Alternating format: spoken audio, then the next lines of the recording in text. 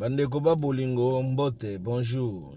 Oeza l'homme se signature le vieux père, bino moko boyebi ba o bayebi ngai bayebi. So oyebi ngai tenga moko ye wana. Tosala aga ba video topesa aga ba idée po tozana bolingo ya Congo. Sinon tozala te pona kopesa batu ba leçon de morale ou bien tona pona ko intoxiquer batu. Mais toujours expliquer peut-être ba makambo pe yo yebi, mais ta mozo salela angote. Oyebi eza leçon de morale te, mais toujours réconforter bana Kinshasa. Ba petit na biso ya Kinshasa bandeko na biso ya Kinshasa fo baba na uzo makambo mingi au sérieux. Vous comprenez? Ah, mokili zo biso sérieux les sous de potoza ba mama na ba venturier. Mboka lokola Congo ata batu baza koyiba. Ata mondela zo chango pression. Soki organisation ezali tokozana na armée ya kitoko, tokotonga banzela ya kitoko, tokozana na ba aéroport ya kitoko, donc makambo nyonso ekozala bien. Mais pourquoi ça la magate puis c'est tout ça sérieux? Vous comprenez? Ba Congolais Congolais belé Congolais lingi vérité, Congolais za sérieux, Congolais za aventurier. Yango moni bazo zo biso na ba aventurier. Et ça linga pas si komona eloko oyo général oyo ya soki mwana Museveni a publié. Bon tolo bakeza fake. To zongo non keza fake. Même soki za fake. Tolo bakeza fake news. Même soki za fake. Comment mbatu ba wiko sakana na biso boy.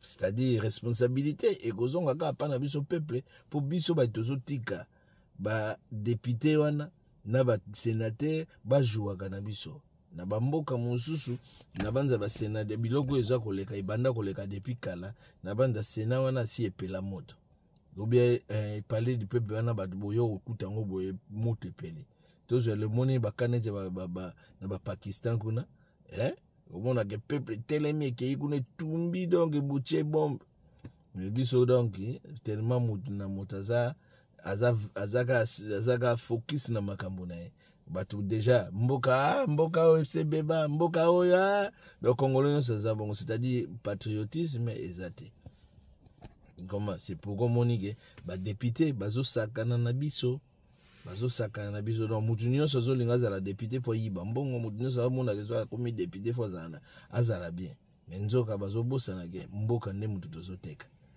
ba député basala bazala kana pona ko voter ba loi pour gouverner tambola kitoko po mboka tambola kitoko ndenge moko pena sena mais soki ba député bazo voter ba budget ya bien te armée ko zala bien te soki ba député bazolinga te ke basola bafutama bien alors armée kozala bien te et responsabilité zozongaka toujours pas ba député na ba sénateur c'est pourquoi moni na minute congolais telema bo banda ko telemela ba député bo banda ko telemela ba sénateur bo banda ko telemela bango ba biloko yo fait pesa biso epesa bino moi les sommes moqués soki to comprendre ngote bozo tika kaka sala nini yekuna kasi ko sala ni batu bazomona biso donc mamukili ezonga kaka donc tozomona ke makambo o Hitler asalaka yango tozomona ngo lelo ni esama koma mwana Museveni makambo azosala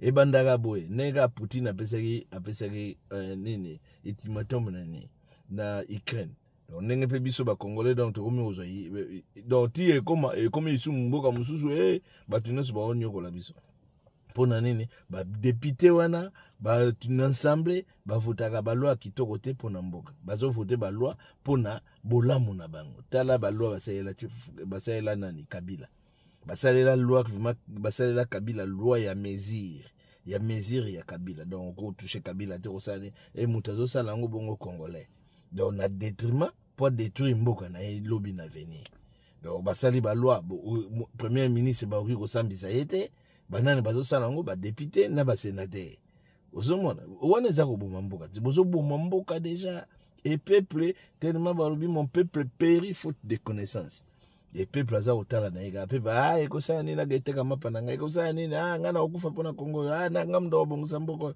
ngai mundu na kosala boy botika boy mboko yo boy mboko toteka ngo kaka bongo na bongo tokozala kana pasi tika ngana yoka miziki na ngai naka ebete miziki na ngai donc ndenge wana bamboka bamususu congolais nyonso alinga bima na epe na mboka bon oyebi nini advienne ke pour oyo koyeya comprendre biso toza déjà côté kolongwa kuna mais tozopesa effort pour toza na besoin mboka wana ezala bien mais ça fait mal bacongolais botelema bacongolais botelemela badepute bobanda kotelemela bango soki botelemeli bango te baloi ekochange te okomprendre boyeba bozala mpe sikoyo na notion ya kolanda makambo ya politike bo bazala na notion ya kolanda makambo ya mboka bon oyo aza na matoi ya koyoka ayoka oyo aza na matoi ya kondima andima. Salut à vous, bozala bien malgré la période de guerre.